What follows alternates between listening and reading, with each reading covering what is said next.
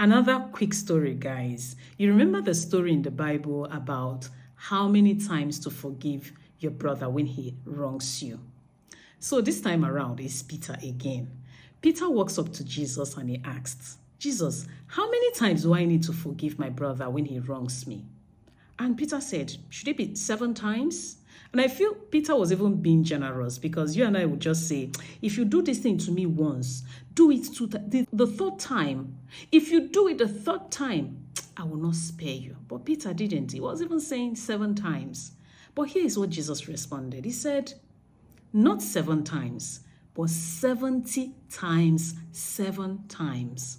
Let's keep that aside for a moment. Jesus began to share with Peter that the kingdom of heaven is like a king who wanted to settle his account, and they brought to him a servant who owed him about 10,000 talents. Okay, this servant was brought to the master. The servant couldn't pay this 10,000 talents, and the master commanded that he be locked up. But this servant fell on his feet and pleaded, please just give me some time and I'll settle this debt. The master had pity on him and freed him, even cancelled this debt and set him free. Off he went. On his way, he met a fellow servant who owed him 100 ruby. And this guy said, the servant that had just been forgiven told his fellow servant, pay me my 100 ruby. And the guy fell at his feet and said, please, I don't have this money to pay you. Please, can you just give me some time? I'll settle my debt. But no, the guy who was just forgiven jacked him. He said, no. Lie, you are going to give me my 100 rupees right now. Does that sound like you? It definitely sounds like all of us sometimes. And then this guy was pleading, but no, he said, lock him up until he's able to pay all his debt. Then other servants who witnessed what was happening went to their master, reported the case, and their master said, wow, I just forgave you a while ago, and you couldn't forgive your fellow servant. Okay, bring him here and lock him up.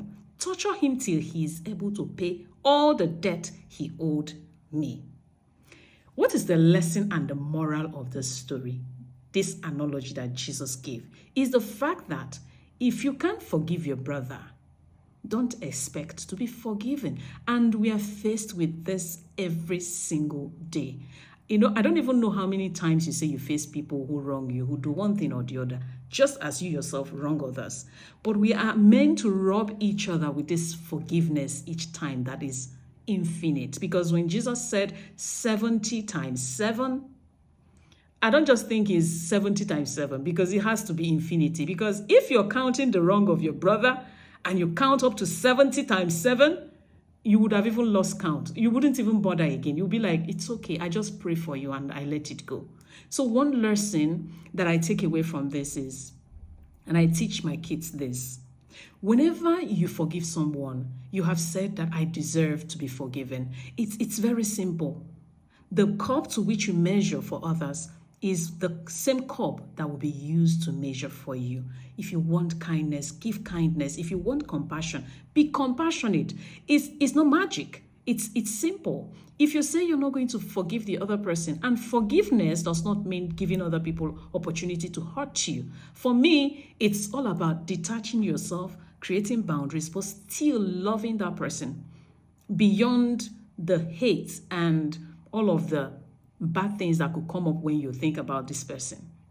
Forgiveness it sounds difficult, but I feel that if you have to place yourself first before that person, that the same way you are expected to treat this person, the same thing that is expected for you to do for this person, which is forgive this person, you are also saying, I would want to be forgiven this way. And hasn't God forgiven all our sins? Imagine how many times you sin against him every day through your words, your actions, even being someone who also wrong other people. We all need forgiveness, and we all need to give others forgiveness. So the next time someone wrongs you, the next time someone does something to you, calm down. Don't worry. Forgive that person, not just for the person's sake, but for your own sake. You are saying that I love this person enough to let go and forgive you. Be compassionate about you if you're that terrible. But at the same time, what you're saying is, this is the same way I would love to be taken care of. Just picture a puppy that has been beaten by the rain, that needs cuddling by the owner. You feel that you should dry the puppy, take care of the puppy, pamper the puppy, feed the puppy. But if that's how you feel that you should be treated, you should also have the heart to treat other people that way. And this is not saying you must be with the person physically. It doesn't also mean if it's a co-worker that you must work with the person.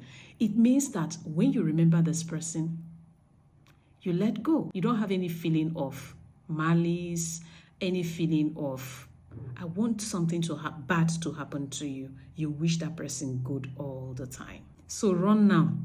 Go and think of all those people that have wronged you in your life. Those people that you're counting 1, 2, 3. I will not talk to you again. I will not be with you again. I will not give you that opportunity again. I will lock up all the blessings that you have because of this thing you did. Go right now and forgive them. Just go and forgive them. Because I've already done my own assignment. It's left for you to do yours.